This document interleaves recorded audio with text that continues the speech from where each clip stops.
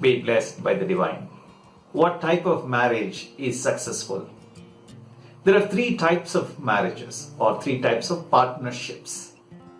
The first type of partnership is just at the physical dimension. We call it the physical partnership, where two people come together and they decided to share everything in the physical dimension, including the physical body and all the objects and the materials and the money and every prosperous form that can be touched and felt by the two human beings, such as the house and the car and the gold and various other objects and materials.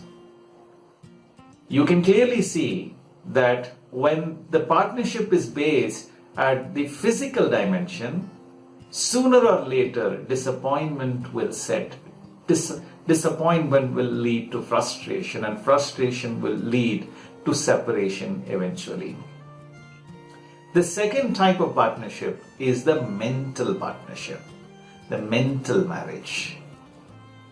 Typically, most people fall in love with each other when they like each other's personality, when they like each other's mindsets, maybe the way the other person speaks, maybe the way the person thinks, and maybe the way the person plans and goes about doing his or her work. The personality of the two people can be the reason why they fall in love with each other and decide to get married or decide to have a partnership for life.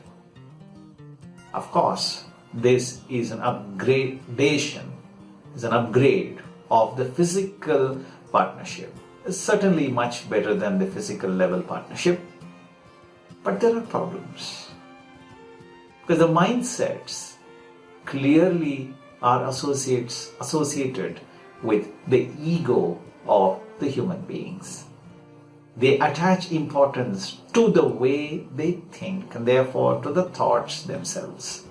When they are attached to their thoughts, they want it their way. They want it in the time that they specify it to be. They want it in the place that they want it to be. They want it in the quantum that they want it to be. These are the reasons for conflicts between two partners in a marriage. And when the conflicts start to escalate, eventually it will lead to separation. But then, my friend, there is a third level of partnership called as the spiritual partnership. In the spiritual partnership, the two partners recognize that they have come together to evolve in their soulful journey of consciousness. They have come together in order to cleanse their genetic center of sin imprints and to recognize that they are indeed a fraction of the totality and they need to merge themselves with the Almighty Force. When they recognize that they are nothing else but two parts of the same spirit, they become spiritual partners. And such a partnership can always remain blissful, beautiful, ecstatic, and it can never be separated.